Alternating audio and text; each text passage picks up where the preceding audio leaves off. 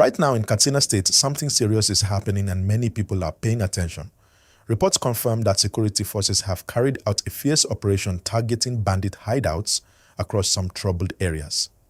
Camps believed to be used as operational bases were located and struck. Ground troops moved in.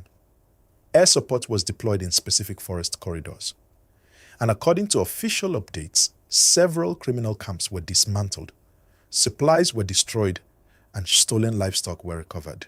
Please, before we go deeper into this update, take 1 second to like this video and subscribe to this channel. Turn on your notification bell so you do not miss any important development like this. Your support helps us keep bringing you clear and responsible updates. Now let us go straight into what this really means. Katsina has been under pressure for a long time. Communities in areas such as Faskari, Kafur, and other local government zones have experienced repeated security challenges. Armed groups have used forest areas as hideouts. These forests provide cover, mobility, and supply routes. That is why operations like this focus heavily on locating and destroying those camps. This recent military action was not random. It appears to be part of a broader strategy to weaken criminal networks by targeting their base structures. When a hideout is destroyed, it disrupts planning. It affects storage of weapons and food. It limits coordination. It creates confusion among members. That is the objective. Security sources indicate that troops engaged in intense exchanges before gaining control of certain positions. After that, they reportedly recovered rustled livestock and other materials believed to belong to local villagers. This part is very important.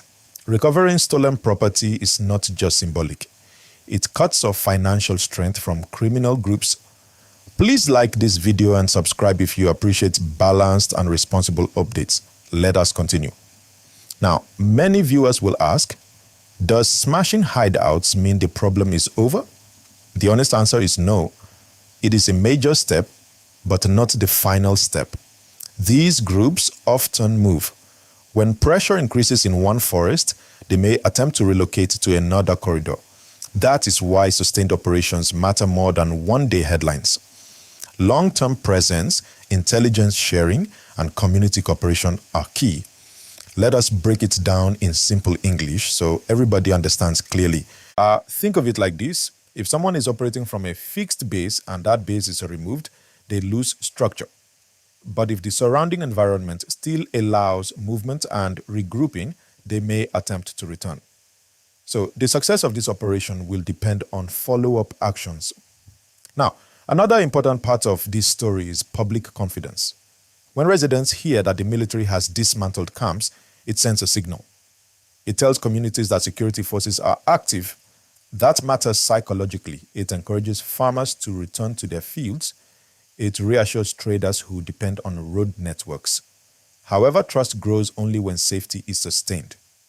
Like this video and subscribe right now if you want continued updates delivered clearly and professionally. This operation also highlights something bigger. There has been growing national pressure for stronger security results. Across the country, conversations about protection of communities have intensified. That means security agencies are under serious expectation to show visible action. In Katsina specifically, forested regions have long been used as safe spaces for criminal planning. These forests are large and sometimes difficult to patrol consistently. That is why combining air surveillance with ground troops becomes strategic. Air operations help identify movements. Ground troops secure and search. Reports suggest that this recent operation involved coordination between multiple security units. That kind of coordination is important because isolated efforts do not usually achieve lasting impact. Let us talk about what this means for ordinary citizens. For farmers, their reduced activity in nearby forests could mean safer planting seasons. For herders, recovery of stolen animals is a strong message that protection efforts are ongoing. For transporters, improved patrols can reduce fear along certain routes. But again, safety must be continuous. Please like this video and subscribe if you want me to continue bringing you developments as they unfold. Now let us discuss another angle that many people do not talk about enough: the economic impact. When banditry increases, food supply chains are disrupted. When livestock is stolen, market prices are affected. When farmers abandon land, production drops. So security operations indirectly protect the economy as well. In simple terms, when security improves, markets breathe again. This is why smashing hideouts is not only about combat. It is about restoring order. It is about stabilizing daily life. At the same time, we must remain realistic. These operations sometimes trigger short-term tension as criminal groups attempt to respond. That is why communities are usually advised to remain alert and cooperate with lawful authorities. Now, let me say this clearly and responsibly. No responsible platform celebrates violence. The focus here is protection, stability, and prevention. The goal is to reduce harm and create safer communities. If you agree with balanced reporting, please like this video and subscribe. Another important discussion is the debate between force and dialogue. In some areas, local peace efforts have been attempted in the past. Some believe dialogue reduces tension. Others argue that it gives space for regrouping. This remains a complex issue. What is clear is that long-term peace requires a mix of enforcement, development, and trust building. You cannot solve insecurity with force alone, and you cannot solve it with dialogue alone. It requires strategy. Back to Katsina. The recovery of rustled livestock sends a powerful message. Livestock theft has been a major funding source for these criminal networks. By intercepting and reclaiming those assets, authorities weaken operational funding. In very simple English, when the money stops, the operation becomes harder to sustain. Now think about intelligence. Successful operations like these do not happen without information. Someone must identify camp locations. Surveillance must confirm movement. Coordination must happen quietly. That suggests improved intelligence gathering. Please like and subscribe if you value responsible updates like this. There is also the regional factor. Security challenges do not respect state boundaries.